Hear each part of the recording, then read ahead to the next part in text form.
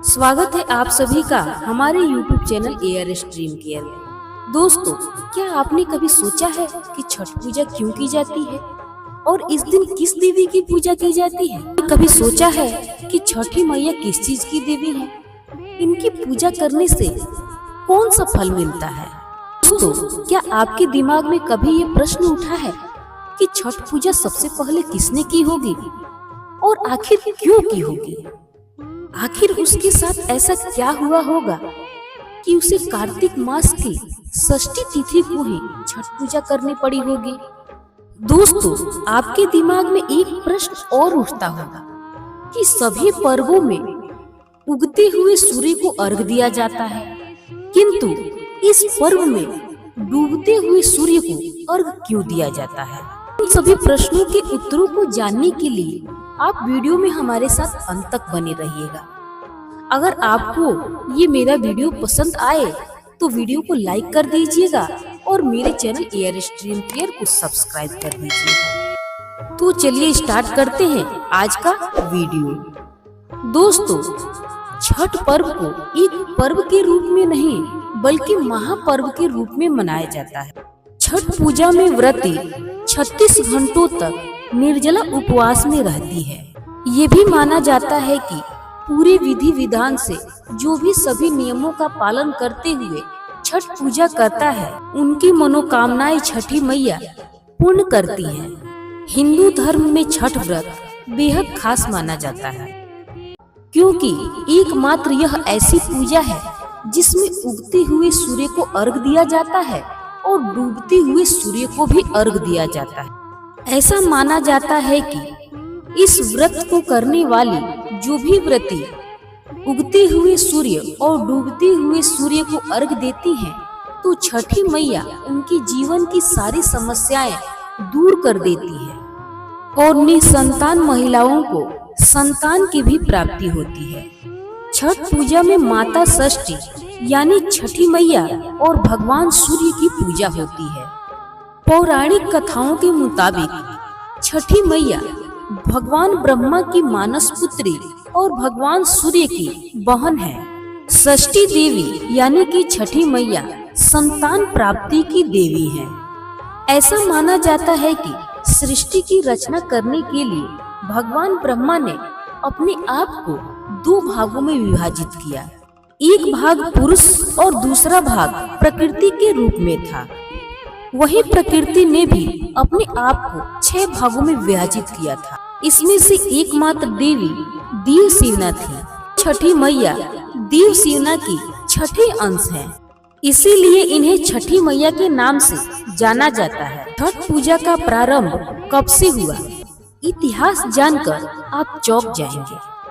छठ पूजा के बारे में पौराणिक कथाओं में बताया गया है। त्रेता में भगवान श्री राम, द्वापर में दानवीर कर्ण और 5 पांडवों की पत्नी ने छठी मैया की पूजा के साथ में भगवान सूर्य की उपासना की थी।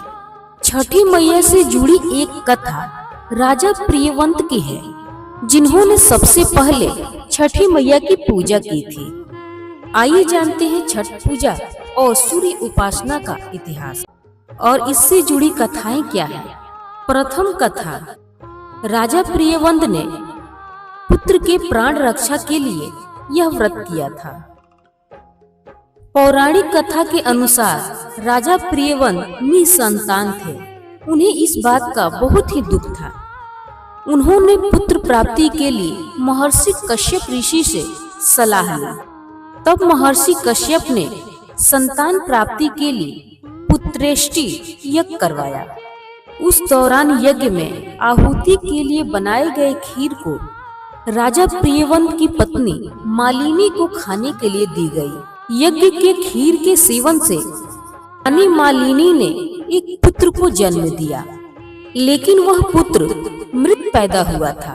मृत पुत्र को राजा प्रियवंत लेकर शमशान पहुँचे और शमशान घाट में ही राजा प्रियवंत अपने मरे हुए पुत्र के वियोग में अपने प्राण को त्याग रहे थे। इस वक्त ब्रह्मा की मानस पुत्री देव सेना प्रकट हुई। उन्होंने राजा प्रियवंत से कहा कि मैं सृष्टि के छठे अंश से हुई हूँ, इसीलिए मेरा नाम षष्ठी भी है। मेरी पूजा करो और लोगों में मेरा प्रचार प्रसार करो। माता के कहे गए बातों के अनुसार महाराज प्रियव्रत ने की कामना से माता का व्रत कार्तिक मास की शुक्ल पक्ष की षष्ठी तिथि थी। इस व्रत को करने के फलस्वरूप छठी मैया ने राजा प्रियव्रत के पुत्र को जीवित कर दिया। द्वितीय कथा के अनुसार भगवान श्री राम की पत्नी सीता माता ने यह पर्व बिहार के मुंगेर में संपन्न किया था। के बाद से ही यह छठ महापर्व की शुरुआत हुई। ऐसा कहा जाता है कि माता सीता के चरण चिन्ह आज भी उस स्थान पर मौजूद हैं, जहां पे उन्होंने छठ महापर्व को किया था। वाल्मीकि ऋषि के द्वारा रचित रामायण के अनुसार माता सीता ने यह पर्व 6 दिनों तक किया था और वह प्रतिदिन उगते हुए सूर्य को अर्घ दी थी और डूबते हुए सूर्य को भी अर्घ दी थी। प्रभु श्री राम जब 14 वर्ष के वनवास के बाद तो रावण वध के पाप से मुक्त होने के लिए महर्षियों की आज्ञा अनुसार उन्होंने सभी ऋषियों को छठ पूजा के बारे में बताया और मुद्गल ऋषि ने माता सीता पर गंगा जल छिड़ककर उन्होंने कहा कि आप यहीं रहकर सूर्य की उपासना और पूजा कीजिए। और माता सीता ने वहीं रहकर ऋषियों की आज्ञा के अनुसार 6 दिनों तक भगवान सूर्य की उपासना और पूजा की थी। ऐसा कहा जाता है कि माता सीता ने 6 दिनों तक उस आश्रम में रहकर पूजा की थी। वहां पर आज भी माता सीता के चरण चिन्ह मौजूद हैं और वो चरण चिन्ह बिहार के मुंगेर जिले में स्थित है। और छठ पूजा के दौरान माथा टेकने के लिए आते हैं। कहा जाता है कि यहाँ पर आने वाले सभी श्रद्धालुओं का सभी कामनाएं पूर्ण होती हैं। तृतीय कथा के अनुसार द्रौपदी ने रखा था पांडवों के लिए यह पर्व। द्रौपदी ने 5 पांडवों को सभी संकटों से बचाने के लिए यह पर्व रखा था और जिसके परिणाम स्वरूप पांडवों को उनका खोया हुआ राजपाट मिल गया था। चतुर्थ कथा अनवीर कर्ण भगवान सूर्य के पुत्र थे। वह प्रतिदिन भगवान सूर्य की उपासना किया करते थे। सबसे पहले कर्ण ने ही भगवान सूर्य की उपासना शुरू की थी। वह प्रतिदिन नदी में जाकर को अर्घ दिया करते थे। सूर्य देव और छठी मैया का संबंध एक भाई बहन का है, इसीलिए छठ पर्व के दिन उगते हुए सूर्य और डूबते हुए सूर्य को अर्घ देना फलदायी माना गया है। छठ का महा त्योहार बिहार और पूर्वी उत्तर प्रदेश में मनाया जाने वाला महापर्व है। लगभग सभी सभ्यताओं में भगवान सूर्य की पूजा की जाती है, लेकिन बिहार में इसका एक अनूठा ही रूप है।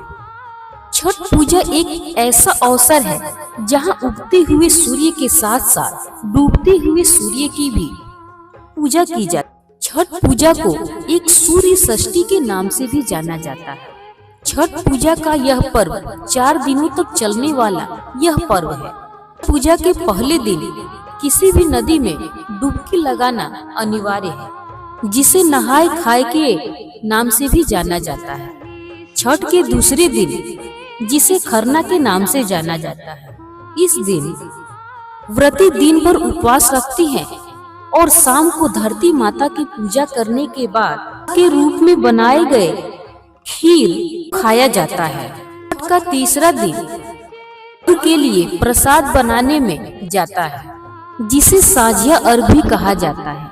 लोग शाम को दौरा में सभी फल और अर्घ के लिए बनाए गए पुआ पकवान को लेकर जाते हैं और शाम के समय नदी या किसी तालाब में सूर्य के डूबते हुए स्वरूप को अर्घ देते हैं। बिहार की संस्कृति के अनुसार वहां पर लोकगीत भी बजाए जाते हैं और चौथे दिन सुबह में लोग जल्दी उठकर पुआ पकवान और अर्घ के लिए खरीदे हुए सभी फलों को छठी मैया के पास लेकर जाते हैं और सुबह में भगवान सूर्य के उगते हुए स्वरूप को अर्घ देते हैं।